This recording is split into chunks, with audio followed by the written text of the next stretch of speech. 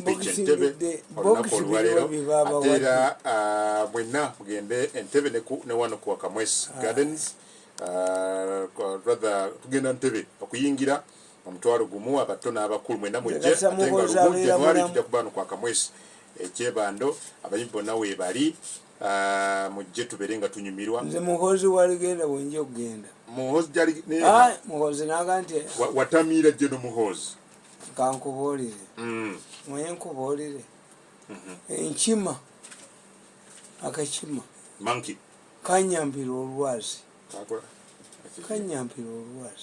tyo kagenda okutundira ng'olwazi terwenyenyeza ne kagamba ti wadde naye kenfuuyo okawulidde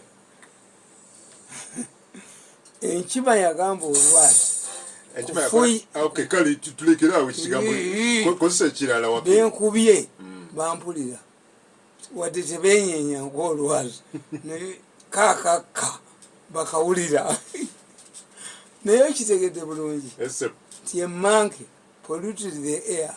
A monkey was sitting on a rock, polluted the air, and he looked around, and the rock had not been affected.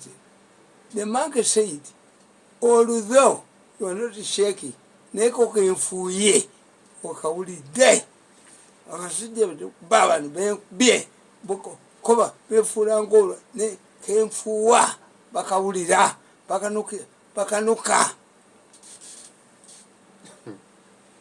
bakuwulira, they feel you. Yes, but they don't make it. I hope you are not just satisfying yourself, consoling yourself. How? Because bano bogamba bino basigale tebenyenyeza, they don't mind. They seem to have like ignored. They seem to have ignored. Bakomyewera nemba ba. Bakomyewera bademo basokola abantu nemba ba. Bali baganti bajja kudda nga nfudde ramba bi.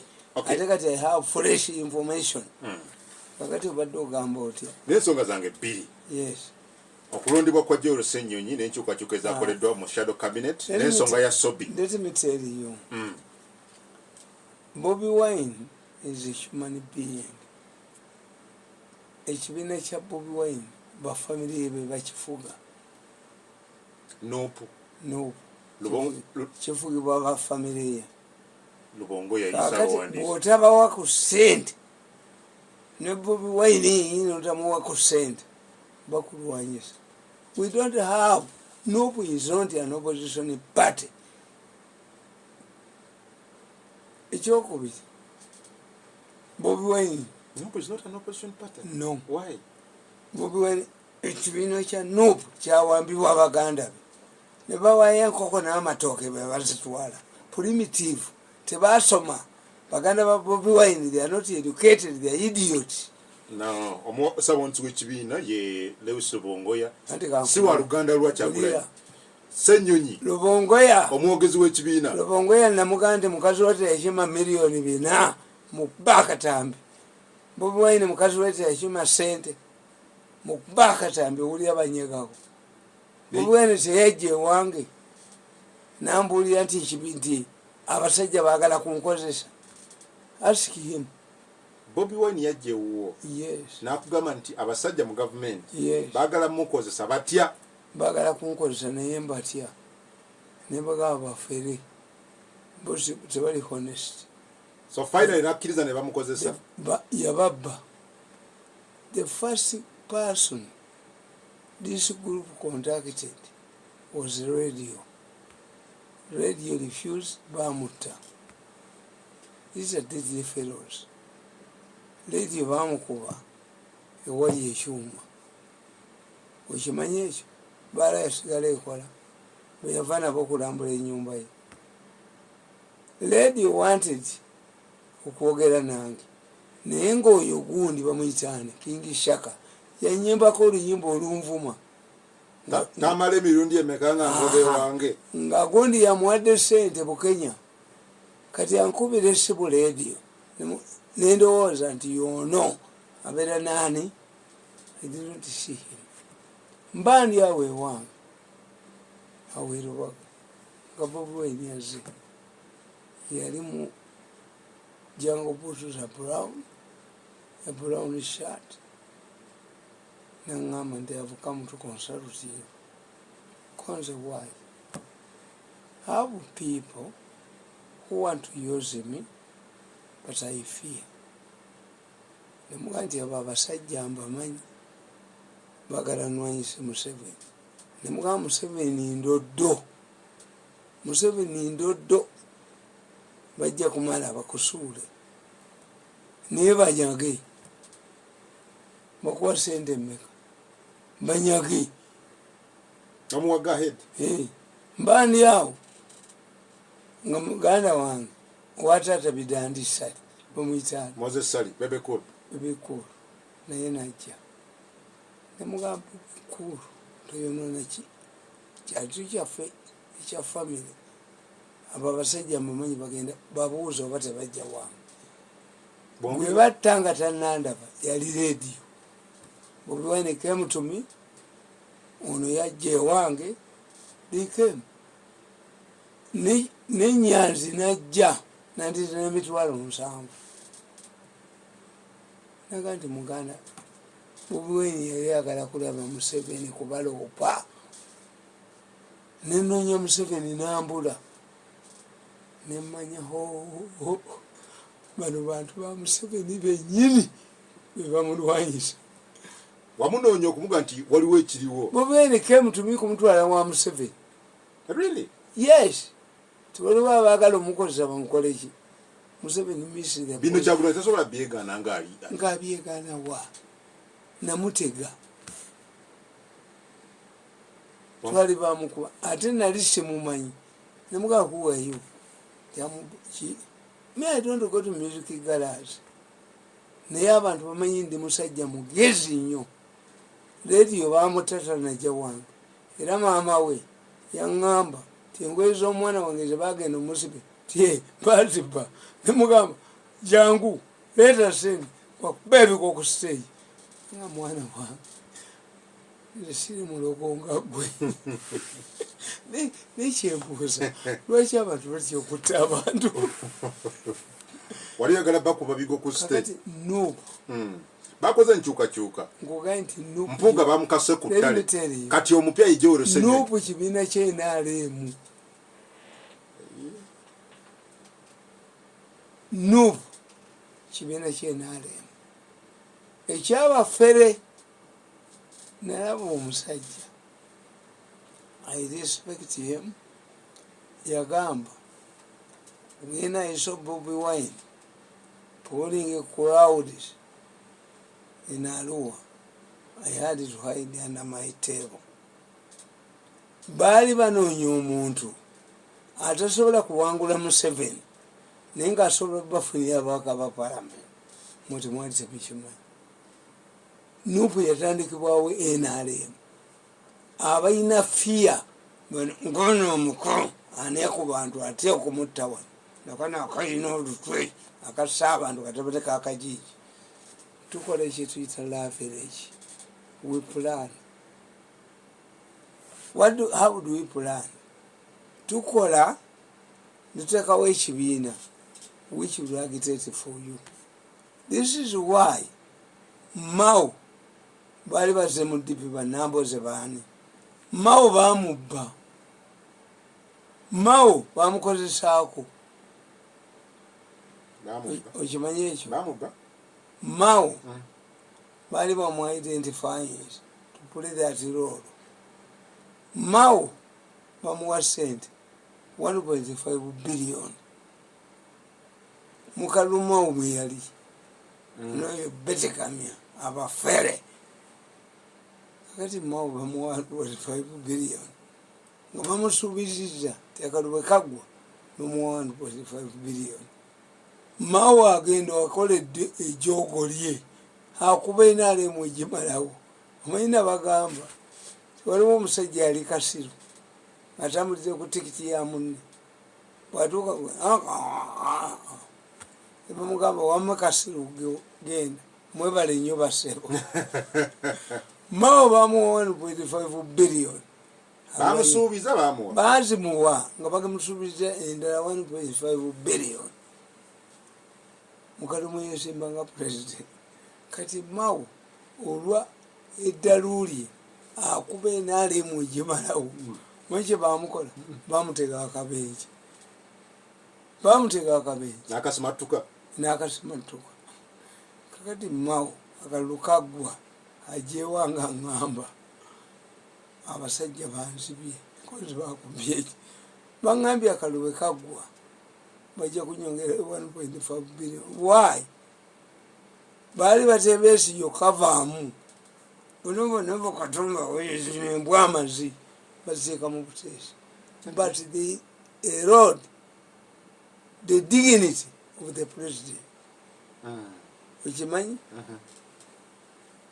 Museveni bamujooga baga nti agwo wasigala abo ayiraza buy emaneke mbabazi nesubugeze nabono Neto namba analysis wano mpuga senyo wenjagala omuteringiyo timawo abavuganyi bamutega akabenje kati mawo ajewanga ngamba ti abasajja nabakoledde naye baganya okumpa 1.5 billion zasigadde nengamba mawo zerabire bwekugula sikowa oleme kuteeba mugolo yange noleeta amakona nkusasula tebagenda kusasula kubanga walemeddemu yowaloolo yali yabutavuganya nga bwe wakuba n'osabula naye gwe wajja n'okolaki bo be bakoze eki be bakuteza akabenje golo yakutte ki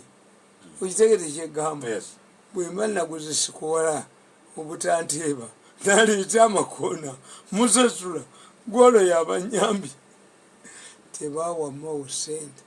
This is why banamboze bane abo bazunga bali bagala kujjako mawo mu DP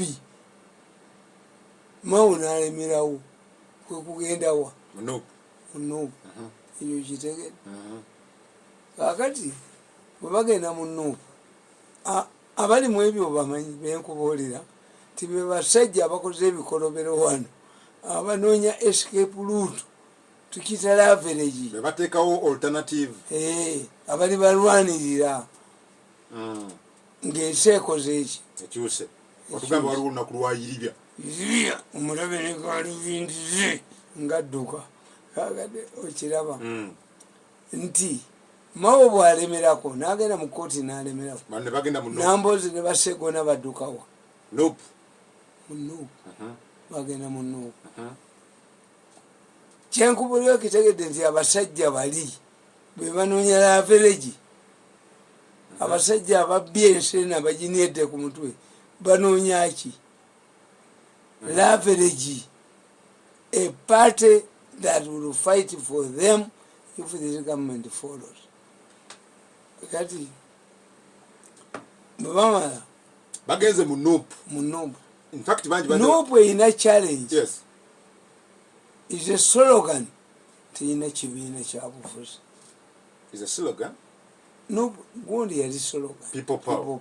Yes, people power. Nga teyinaki neyeyubula nejja mu kibiina kya Nuupu nga bakimanyi ti Bobi Wine teyina jajja kibiina enale mutenda mukiza kola ki kibiina kyabufuzi. If you don't have a political party, Bobi Wine yali badde n'aba independence abatamuwa sente. Abasajja bali ne batuula katodo nnyo kkiriza ensimbi zino basajja bali nga batudde wetugenda okutandika ku radio fona radio 7 ze Adam Kungo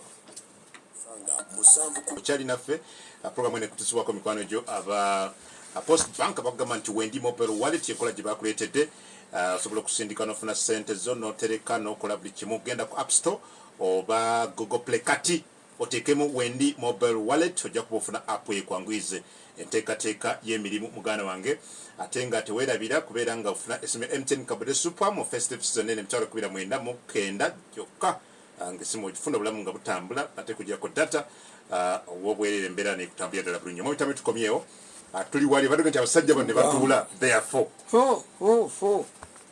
Museveni President Museveni yalowooza ti omukoddomi we baakuniyamu ng'ayina ebizibu bye olina okukkiriza akuniyamu nze omukoyi eyanjabukanya ne Museveni ekyo kiratuddeyo eyina ebizibu bye eyina emisango gye mbwaginiyamu ani baginiyemu today wali a man like me can be an advisor sweramas okay kakati nkugamba nti ne batuula ku nuupu nti abanuupu bali abasajja baatuula abanuupu balina slogan people power nesi balina ekibiina kyabufuzi kati ate balamu nadde ekibiina kya slogan nagirijestalinga lewaleft kati balina bali abasajja nga be babikola abenaalemu abafere what did they do badira ekibiina ekimu ekyanenaalemu ne bakibwa nuupu ekibiina kya nuupu kyava muki ekyali kya NRM yes when NRM was going to face a referendum Kiyonga was advised create many bogus parties. If the big parties failed to participate in the referendum as they did, we use this bogus organization. Wala Museveni yagamba omuti n'ennyumba bali abanene baagana okola kye baagamba a human right cannot be subjected to a referendum. Museveni yakyeterawo yekka n'akyusa bannange tulina abantu abali mu nnyumba bawugana tubakkirize bafulume meaning Museveni is not one multi party because yali amaze yabigaananga okitegeedde kakati abasajja bali ababbi abali mu gavumenti abafere abali bataddewo Bobi Wine ne bamuwa ekibiina kyabwe kubaolede kyaliwo era nze kambabuulize amwerako emmaani ono omukoya nezigamu naye mukubye nakota batabanekakajiba bentu bajazi kaneregamu mweregamu emandwa bajeregamu Bobi Wine oyo omusajja w'ekibiina bamwitaani kibalama langami in the morning muganda wange konze sebo ekibiina kyange nsazewo kiwa abavubuka abato wamma nkoze bubi mubuuze konze tokoze bubi sebo anenaale mu pati naye ngaabasajja bano Museveni mukoddomi we n'abalala fe atugoba n'atunyako omukono n'atunyako n'atunyalako naffe twagenda ewaffe ndikolera mu ya mukozi naye Museveni erimu omukawo ani ku bantu erimu kana akajjangako pulogulamu zaabwe nyo tibakutulika tiri babeeramu kakati okiraba bano nya political party naye ani yagiwaayo the key people were two Lugunda yali patron w'obubiina buno one of my sons alinamu ka party the one you don't know mutabani wange omu naye yakola ka party ke naye temumumanyi because mumanyi junior nono oyo mubadde mumumanyi eyawangodde mu parliament the best performer lawyer mubadde mumanyi medical doctor mubamanyi nina ba medical doctor bana ba lawyer bana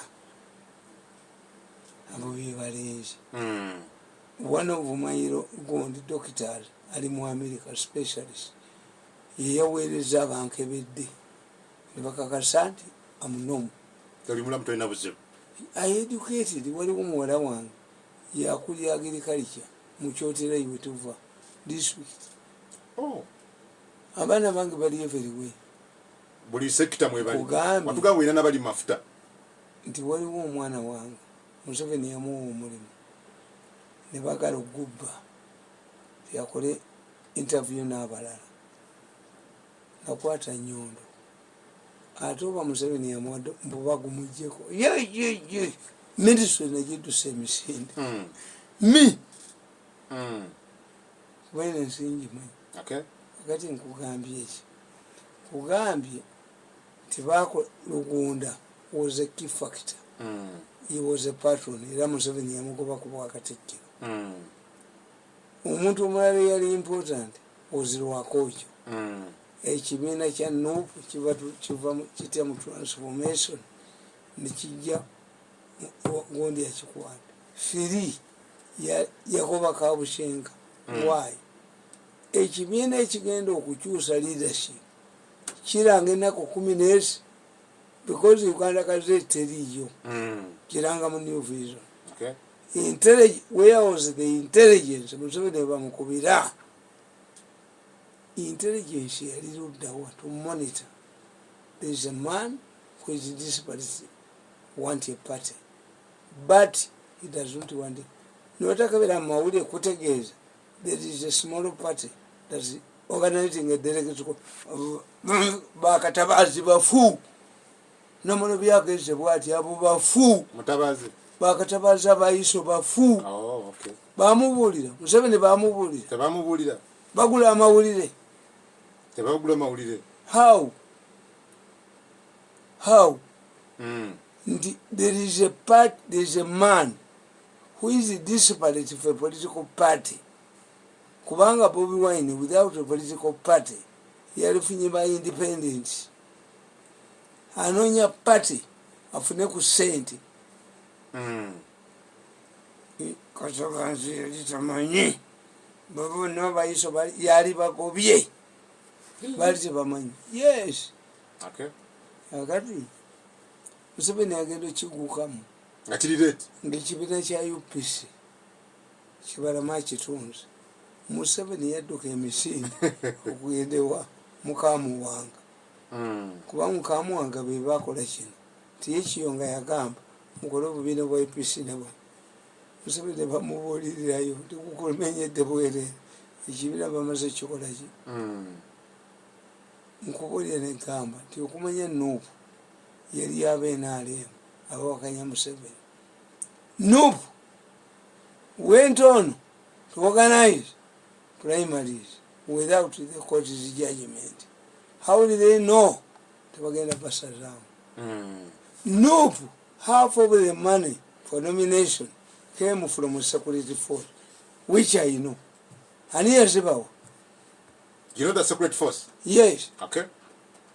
Ani yabawa half abanuupu bonna basasula half ani yasasula guno benaaleemu this is why NRM A yeya Museveni NRM B yeya Nuupu nkubulira nekugamba timpuuga oyo mulaba nembidde they stood in the same constituency.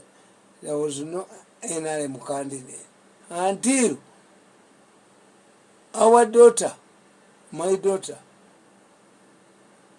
Aladisiwawa, which Werakai, offered herself, bought a yellow Gomez, not a sentence. Yaliaba Kubiakaro. Where was Tadonko? Where was Tango Doi? Is it common? Which take a Rochiraba? Chiancobolio Chinyonyo Doki take a day. Dimpuga, name bid day. Buying my constituency, Mwe Masaka, Enale Mutelina mu candidate. Umwano no.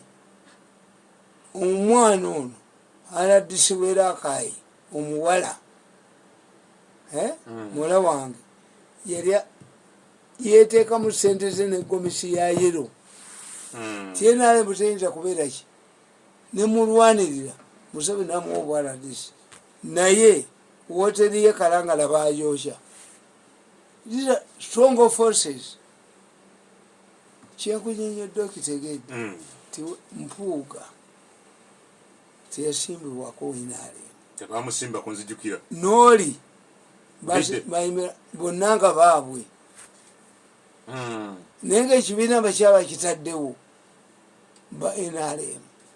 They wanted a person who could mobilize people for MP, but who could not threaten Museveni's survival. Bobi Wine NRM yenyini was hired by NRM people.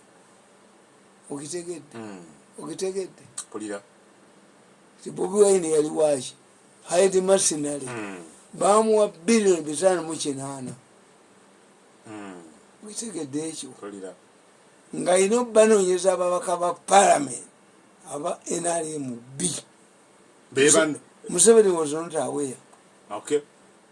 Kakati if you analyze Bobi Wine agoba mpuuga, what is happening?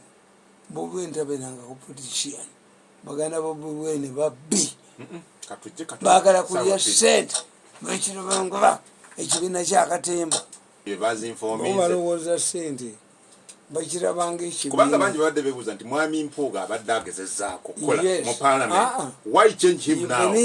And again choice ya Ssenyonyi bulinga Mpuuga bulinga nazo naye noddira Kasiru n'omuleeta ageegenya obugeegenya. Ani ageegenya? Noddira akafuka ka P2 nokawa head prefect. Mpuuga abadde tabawa baganda ba Bobi Wine. Bobi Wine is a very dangerous man. He is a dictator who should not be allowed to access. Mpuuga ekyamugobeza butawa ssente. Baganda ba Bobi Wine bakirabanga kyabusuubuzi. Ekibiina ino bawa mwibani mwagwa. They are illiterate. They look at Bobi Wine as a band. Ngabo balwaniranga band. Abadde opposition bazze bakyusibwa bulijjo abebibiina ebirala. Beto Awolo Chani yakyusibwa. Bweyajja kukiza Besigye bweyajja ku Winnie kiza yagwa iteyagwa nali kikoze ekyamatama bati twadduka yali Winnie Kiza bwe yavaako nabayita Beta Chano wa Winnie Kiza nali simuvuma. How can I make a beautiful woman to cry? Winnie Kiza was a beautiful woman. Why don't you attacking? You're looking at her beauty. Yes. Isn't that stooping too low? No. A beautiful woman to make her cry, even a God can punish you. No, you're little shamatam. Wait it. Best is a little. Whatever. Winnie. No never nation share it. Olinga put them mulumbe. Kumbaka no genda mulumbe. No, now good. Ani Mpuuga. Me, I don't like Mpuuga. Mpuuga mufere w'emmengo. But you must understand. Ti Mpuuga kati region ya Masaka region. Greater Masaka. Abadde ayina convoy. Nge compensating yani eya Mr. Defense. Kati agenda mu kyaki yekka. Era waliwo father avumiridde Bobi Wine. No bamututte bamuwadde commissioner. Kati commissioner ni akimanyi. Ali ku commission ya yombwa. Commission. Kankubuli. Nabajja was a commission. No gwanga. Nga batawanya Kadaga. Kadaga told the president banyambo banzijeko bawo minister. Na Kadaga created Nabanja. Her number yet is so called commissioners were in the center. But do they have the convoy? What about Nagano with George over State House? Even if we take your vehicle, changes no zitulaga zizena motoka yabwe ozina yo yangi changes no zitulaga abasika ne batajja. Yes. Tumvuje ko siya wabo. Okay. We can humiliate him. Humiliate who? What do these changes reveal? Andi kubolidde Bobi Wine afiyalinga abantu abagezi batugamba mu political science. The paranoid control power. Ti abatiikizi be bakwata power. But you must be, a leader must be able to counter. They will give Bobi Wine. Name Mpuuga yasoma Makerere. Bobi Wine wa diploma. He panics. A housewife panics over a beautiful house. Nze nkuboli. Bia mundizo bamukodimi wa Museveni. Museveni yalowooza nti kani humiliate me. Bamukodimi azize mi. Ssenyonyi anasobola okujja mu ngatto za Mpuuga. Tasobola. That is not the interest of Bobi Wine. From Baganda, omuntu yenna omwana ayagala okutambula mu lujja nga tannamera manyi mumusimba ebikoloko omukoddomi Omuseveni lwabwoko yalowooza nti asobola amanya g'abantu gali ku alowooza ku humiliate. So obadde wali ku Bobi Wine. Mbadde wano nga Museveni tanajja munywala kwani. Okay. Mwana wani gwe munyamu. Adonga tasobola kujja mbigere bya Mpooga. Olo opposition mu parliament egenda kusigalawo. Yes. Is it the interest? Bagala aba family ya Bobi Wine. Balaba pattern nga an income. Oyo ajaba sente ze bagala. If we want, we must fight against no. We must remove Bobi Wine. Tujumu baganda babali primitive. Abalowooza nti Bobi Wine yani. Bobi Wine is not important. Bobi Wine benefited from a wave. Well, but we don't have experience. I want to batunulide Namboze, Segona. Namboze chi bafere. Segona ne Namboze bafere baluzungu. Nga balowooza nti bano at least ba replacement ba Mpooga. Ono omusajja omugiso. Nambeshe John Baptist. Nambeshe. Kubanga mbabuulira nti Bobi Wine tayinza kudda. 2026.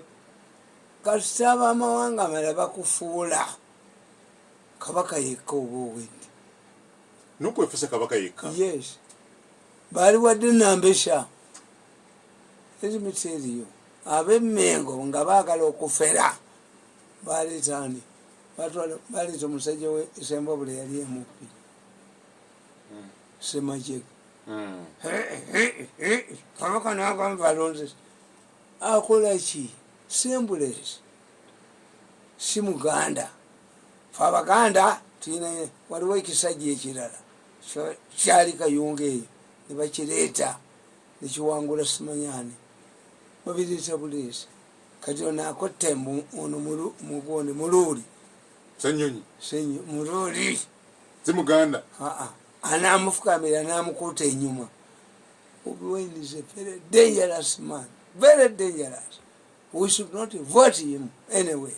Bafamily ye bakontrolinga ekyo bakirowoozanga naye ekibiina kyekyatudde seeke ya no aliwo agidominatinga no he dominates. Yabuuza ne Besigye n'amubuulira miseki ye nakola n'abuuza abantu nze mba mbawulira ku masimu gaabwe tompita musiro. I know what Bobi Wine said. I know what he consulted. Ebima byange biba bibalaba. Twalabye Kivumbi ne Segona nga bafuluma nga sibasanyufu naka. Kivumbi ate ye. Nga sibasanyufu naka. Omuntu ate yali tamanye kulya nnyama. Ate alya n'amaliba. Kivumbi ye mufere nnyo. Toyita bantu bafere ekyo kigambo. Nnyo sente. No, bufere ne. Kivumbi ayagala nnyo sente. Kivumbi mwanga Kivumbi. Ekyo abunja basiba. Kyabafere tukimenyeewo. Mu gavumenti eddako nja basiba. Nze ngenda basiba. I'm telling you. Gavumenti edakungenda kusiba mwanga Kivumbi. Ngenda basiba. Ngenda kusiba kushe kekaki. I'm going to be a minister. Kushe.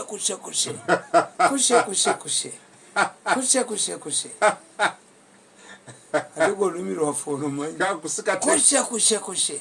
I'm going to be a minister in the next government. Kwata babbi. Minister of Internal Affairs. Jokemba yole. Olebo njola bamuwanga. Ngenda kugula emmotoka. Aleka kuita bantu babbi kuzina rugwange. Ngenda kugula emmotoka. Kubanga tebali kooti yali basingisiza misango egyo. Tugenda kuteeka ku ekitibwa ekiti kya bulamuti. Netubaitoloza ekibuga. I'm coming. Nga Minister of Internal Affairs. Internal Affairs. Minister of Internal Affairs. Government eddako. Eddako. Next government. Ngenda obakwata abasuma. Nze Lutera Basuma. Nze Lutera Basuma. Linnya lyo. Lutera ki? Ndi musajja Munyankole. Lutera Basuma. Toli Muganda. Lutera Basuma. Nze Lutera Basuma. Lutera Basuma. Nyini kuba babbi. Mama wange yantuma Lutera Basuma. Oli musajja Munyankole? Si Muganda. Tamale Mirundi. Lutera Basuma. Ow'Enkima. Nze Lutera Basuma. Tamale. Kamba kwateko. Lutera? Minister to be Internal Affairs. Ngenda kuyola ababbi. Mukyabula meeting nga mbayisa. Kushe. Lutera? Lutera Basuma. Ababbi bakwerinda. Abasokola enda z'abantu. Ngenda bayo. Kalina tukalinga. Lutera Basuma. Ngenda bakwata mbabalewo. Anti ebyuma bibakwata. Ngenda kubayolera. kana akalya akatta abantu mbayolera atta abantu malwaliro lutera abasuma agenda kutera ogenda kutera ababbi bekabire kushe ngenda kutera ngenda batusa emisini bamuwanga ababbi esente ngenda bayola kochi 13 tonyeza Sat Radio 4 beyatta baddawo iso leka kwogera byabusiru you confess the action beyatta baddawo. But what I tell you is in my opinion, I've made my opinion, I've discussed this issue.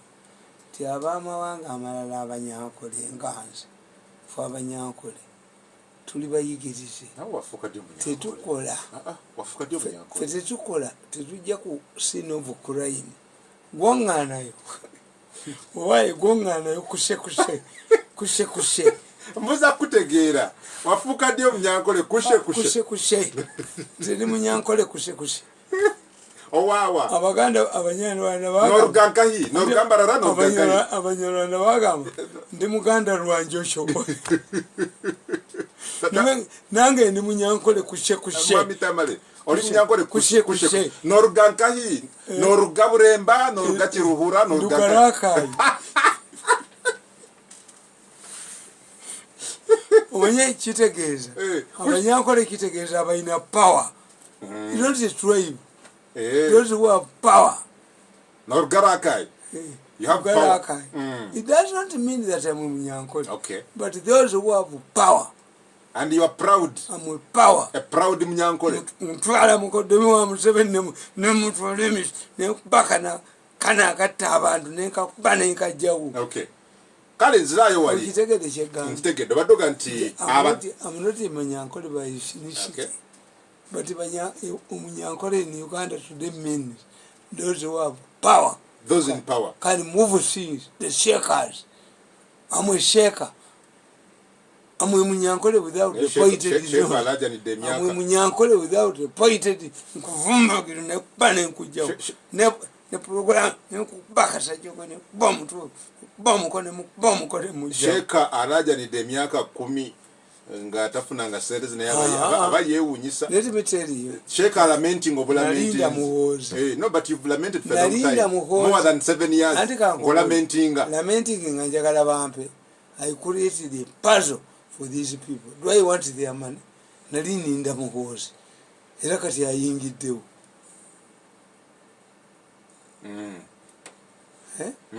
Muhozi ayingiddewo. Azze. Okay, obadonga mbaku Sobi wali wenjagala today. Odoga ku Sobi no gamba tetwabitegeera. Sobi is stupid. Sobi is a dead man. Baba kozesa. You see, for us Banyankole, who are intelligent, we don't appear on the scene of crime. We create fools abakola ebintu ebyo. Okitegeera? Sobi omuwala bwe yavuddeyo n'ayogera ndi mwana wa Sobi akakoleko ekiko nakole kafaayo ne kafuntula entamu Sobi omumanyi. Can you identify with Sobi? Who? Me? Anybody? Sobi omuntu gwe batemyetemye waliwo n'ekiraba kiyita Jjuuko nali kimanyi kinubbi kyaddusi kiri nekiba kinoonya batemye akasolo ka Sobi abadde akwata abakazi. You don't know. Ndi mutunuulire fe abasajja abanyankole abagezi tweyambisa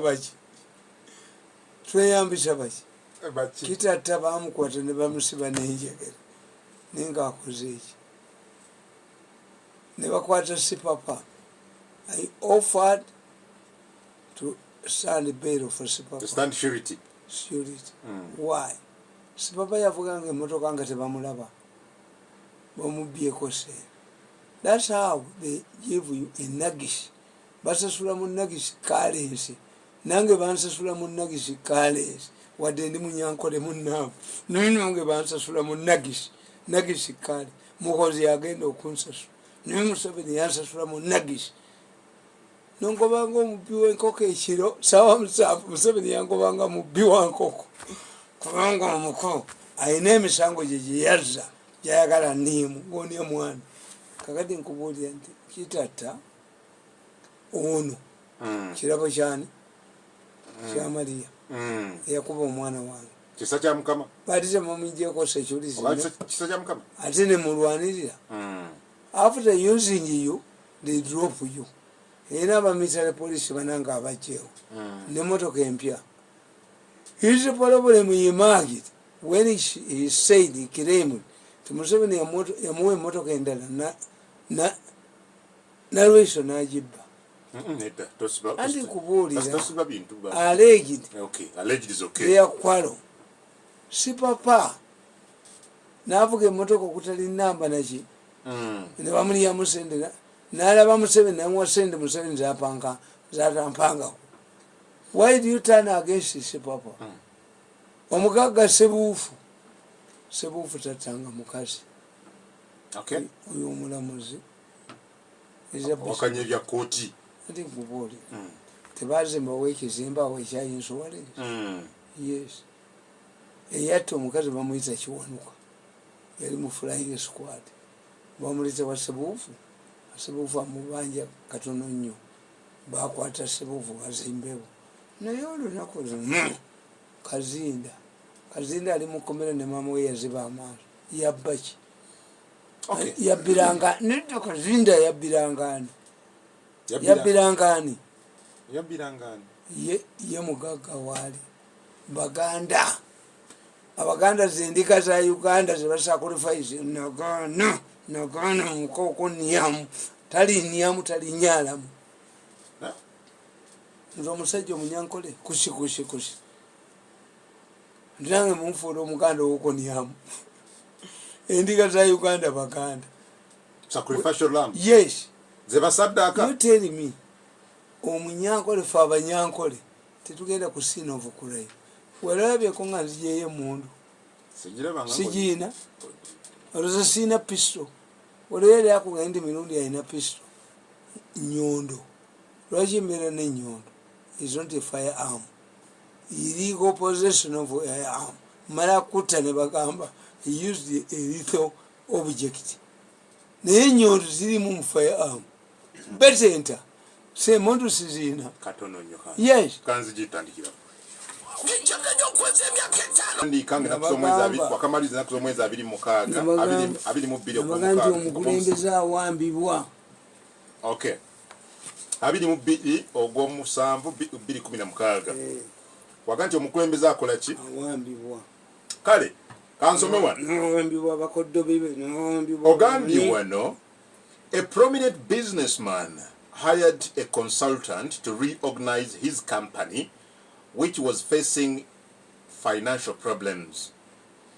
The consultant found out that the businessman was overspending on luxuries instead of reinvesting the profits into the company. The consultant advised him to cut down on his expenditure, which he rejected, and the company collapsed. Why couldn't this man adjust his luxurious life? The answer was that, like Obi, he could not disengage from the Clara machine that had become part and parcel of his life. This attitude is common in politics. This is one reason why governments lose power or be defeated in elections. Losing power means that the government embarked on a self-destruction mission. It did mistakes that were avoidable. A defeat means that voters wanted change. It does not depend on the performance of the government. Therefore, in many cases, leaders operate like Obi. They find themselves at a point of no return. Interestingly, like Obi, who spent all his income on Clara while he abandoned his poor and old parents, political leaders are forced to commit mistakes and fail to consolidate themselves into power, but only appease a group that looks to be very important to them. In 1983, following a failed coup in Kenya, President Daniel Arap Moi failed to address the prevailing situation and instead resorted to violence. The president failed to understand the real masterminders of the failed coup. Neither did he get to know the reasons behind the coup. Had he found out, he would have made political reforms. However, Moi became more dictatorial than before. He sacked senior army officers, including an Air Force commander, Major General Joseph Kariuki, a Kikuyu, and replaced the army commander with Major General Mohammed Mahmoud, a Somali of Kenyan origin. Moi filled the Kenyan army with Somalis whom he believed lacked the appetite for political power. This was a big political blunder because Kenyan politics is based on ethnicity, where political opponents are regarded as tribal representatives. Although the Somalis were loyal to Moi as an individual, the decision alienated him from other tribes, such as the Kamba, who had earlier dominated the army and the police force. Moi's decision to pamper the Somalis encouraged many Somalis to leave their troubled country, Somalia, to settle in Kenya. Kenyans have lived to pay a heavy price for this mistake. Moi went further and established torture chambers in Kenya. The coup plotters were extradited from Tanzania back to Kenya, charged with treason and executed. This was intended to send a strong warning to the military. Moi had earlier been regarded as a strong Christian who could not sign a death warrant. He also amended the Kenyan constitution to declare Kenya a de facto single-party state. In 1963, Kenyatta had forced KADU to join his ruling KANU party, but preserved the constitutional provision that maintained a multi-party democracy in Kenya. Moi, like the earlier mentioned examples, thought that he was undermining his political enemies and consolidating his political base. This also backfired. Those who were members of KANU could not participate in politics. The other group that had been the opposition joined the KANU and demolished it from within. For example, Raila Odinga joined the KANU, became its Secretary General, but once Moi appointed Uhuru and announced him as his successor, Raila bolted, with many others leaving KANU an empty shell. Those who have bolted. Unlike love affairs and business management, political alliances are not permanent. They are based on prevailing situations. Once those close to the leader find out that he has embarked on a self-destruction mission, they decamp. This is what happened in Rwanda. Once the late Habyarimana became a stooge of his wife Agatha, who had created Akazu composed of Hutus from northern Rwanda, the southerners bolted and joined RPF. Almost the same thing happened in Kenya. Moi's former confidants left KANU enemies, and Moi had to appoint ministers every day to replace the defectors.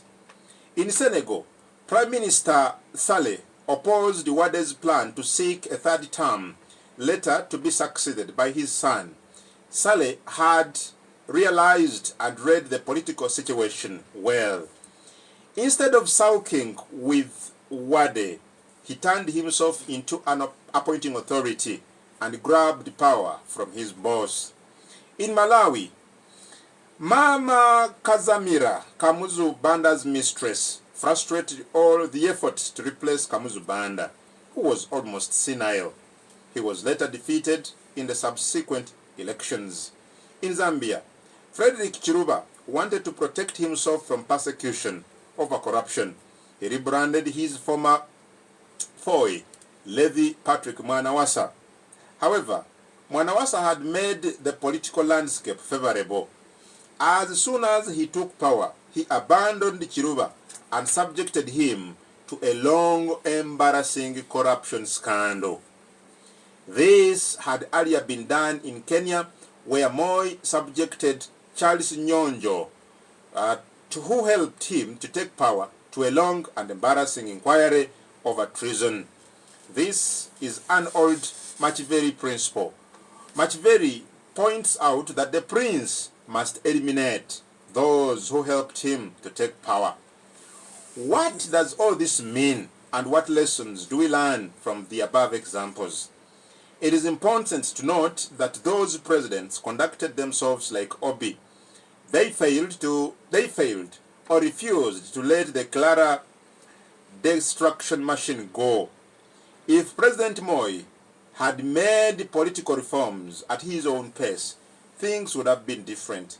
He was forced to amend the constitution in order to open space for multipartyism, which had shortly changed.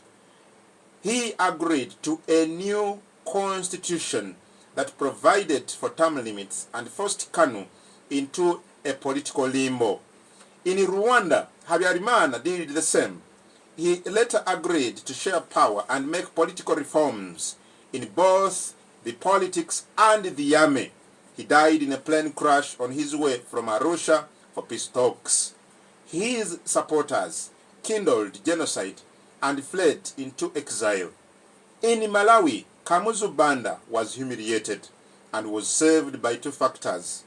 Only Bakiri Mulozi, who succeeded him, had not been persecuted by Banda's regime. He therefore harbored no personal vendetta. Secondly, it was because of his age. However, in Kenya, Moi's party was relegated to the political limbo. However, in Nigeria, when Atiku Abubakar thwarted Obasanjo's third-term attempt, Obasanjo brought in the late Yaradua to avoid Atiku's advances, and this is why Obasanjo has remained active and influential in Nigerian politics. He abandoned Goodluck Johnson as soon as he realized that he had become a Clara machine, shaping the 2016-2021 politics. Many people who read my books or listen to my talk shows will confirm that I do make precious predictions. This is because I get valuable information about the matters. Secondly, I am guided by political science principles. Furthermore, I am not a propaganda tool for anybody. Those factors enable me to properly analyze the political events and calculate their impact on society. Finally, I grew up as an independent person who does not succumb to any type of pressure, whether financial or political. I look at the future, not the short-term benefits. 5 months after elections have revealed issues which will shape 2026 to 2021 political events. In my book, The Invisible Hand, I pointed out that there were two formidable groups that were jostling for political power. I pointed out that the two groups feared a Libyan scenario which removed Gaddafi from power and his eventual embarrassing death that involved a boy who inserted a knife into his anus. Those two groups looked at Museveni as a political liability. Their reasoning was that a headless revolution, if people poured on the streets and removed the president, would be costly and unmanageable in terms of administration. They came up with an alternative solution to remove Museveni. This would provide them with two important benefits. One, they would take power, protect their wealth, and have another chance of looting more. However, they disagreed on who would succeed Museveni. One group had underestimated Amama Mbabazi. However, majority later realized that Amama would take advantage of Museveni's removal and take power.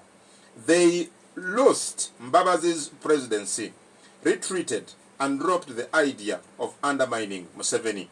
This is why Museveni dropped Amama. If the two groups had succeeded in removing Museveni, Mbabazi would have defeated them. Mbabazi's dismal performance in the 2016 presidential elections depended on this.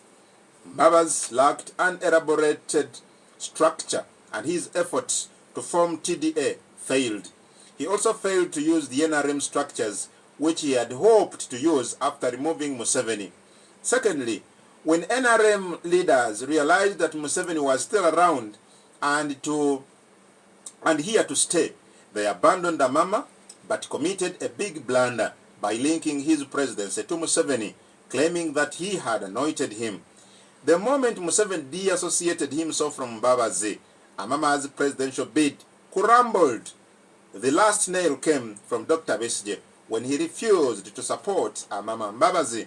The foolhardy opposition blundered by pinning their victory on the idea of a single candidate, which also flopped. Voters did not buy the idea of Plan B, two candidates standing against Museveni and denying him outright victory, as outlined by the opposition. This would have been floated earlier, not after failing to agree on a single presidential candidate. The fifth blunder was to use short-term strategies like disbanding the Electoral Commission and political reforms, which did not materialize. Nzija tutandikira over Radio 4 oli. It's super fast internet. Afuna abantu abamuonoona nga abayita bakitalo. Tulabye businessman bamugamba akyusa ajjawo yino yagaana kampuni neegwa. N'abakulembeze bwe bali teyejjaako bantu be bonna nga gatudde mugamba mwine economic crisis. How come tiagoya yaweebwa omuntu omu? How? Omuntu omu asobola okutya okumanaginga agowa. Okay. Kitegeeza nti bw'abanga talina managing capacity mwenna abatta. Abasanyawo. Yes. Okay. Agowa ya muntu ogwo mulimu amata mubiki era Museveni n'atuma oyo. Okay. Mukoddobiwe yeze mwago okwogerezeganya n'Abamerika ne bamugoba. Kyembagamba tiwabeerawo abo abaana nga babanoonyereza Museveni baayagala ennyo ffe baatugoba. Oye Museveni alowooza nti bwe bakonyamu omukubu akonyamu ng'alina emisango gye wekkiriza agikonyamu mukamu okuba Museveni akuuma ne bw'oba ompa bwa minisita. Kubanga mbamanyi amagezi gaabwe. Kale kafune ku bana. Ate bakuwaabira. 075210709 075210709 Consensus. Hello. Sabo. Ebali tuweereza na nkungu. Sabo bali kuwuliriza ekitiibwa. Amanya Senfuma William ndi kalero enkungu. Yes mwami Senfuma mbufunzi. Kakumi. Omukulu waabwe ogwo. Mukutu mwogera alina bakubanja. Yakola ebizibu bye. Okay. N'alyoka alowooza mbu asobola okwennywamu onywalemu. Ozo nti Museveni. Consensus kwoli. Ate omuko yakuba onomugoba. Yes sabo. Hello. Sabo tukuwulira genda maaso. Ebali kutuweereza n'oyo mwami Tamale. Ndina iwano sabo. Yes sebo. N'omuyise Mnyala Kevin. Omwana omugisu naye nsinzidde wano kyali okujja. Ku nsonga ya Nuupu abantu bewaffe eri baali balowooza engeri ono omusajja gwe bayita John Baptist Nambeshe engeri gyatambula nnyo n'omukulu nga basuubira nti yagenda okutwala ekyo ekifo naye kyewunyisa nti ye bamusigazaawo we yali tetumanyi naye webale kutuweereza. Babali kuwuliriza. Hello. Adamu Kongo. Sabo. Sabo nkulamusizaako. Nange bwe ntyo ekitiibwa. Erinnya lyange ajja kubyogera. Hello. Amwe muganda. Owaji Sabo. ogamba otya muganda wange. Sabo ndi wano. Happy New Year. Wabale nnyo Sabo naawe. Oyamba kusa Christmas ennungi. Munyango lebusebuse. Munne mwami Tamale. Sebo gako ne Beni empatanga bulijjo. Okusookera ddala bambi Filter freedom kwano kwa asomani bambi kinyo kibiddala niwo Tamale mwe bazensonga z'abaana atuweereza tusingira ddala mu guno omwaka tetujjula agumizeewo n'omwaka ogujja waatyo tuweereza abale kuwuliriza sebo Tamale musajja agai nti ndi munyankole ndi musajja muganda naye kyembadde mbagamba timufune power and influence the Banyankole are very powerful people. Abanyankole tobalaba kukusina of crime. Wenjagala ombuulire Munyankole kyakuba abantu mu Kampala. Mumbuulire ono Kiboko squad kyamujjukira yafiira ku muwala gwe Nakivu nga anoonya amazzi. Why is it that mukyebuuza lwaki balibo tebalabikako ku political scene?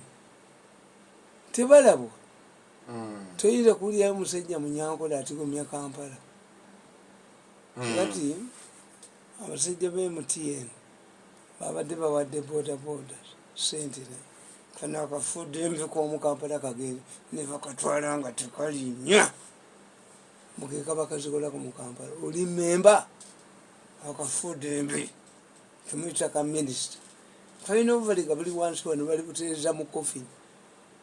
Abaana bakoze eddiiru yaabwe ne MTN kagenze muzisimunyu oli wa boda vuga boda kasajja gwe teri Munyankole akola ekyo akonga kabadde Kanyankole tekayinza kukola bintu bya busirwa ebyo ne boda kubanga kubeera kumaca wata boda z'abaana ate baali bagenda batula n'ekiyimba bali bennyini bali nolisiza era bajja kabatula tekamanyi bali mu boda obbe buli wamwina wajjo tulina kuyina kasajja gwe nikitawo yakwegaana nze Adam Kongo awulira tugenda koma wala kitawo nakwegaana kyofa togabye nedda tezi olume yashiko tukomye wala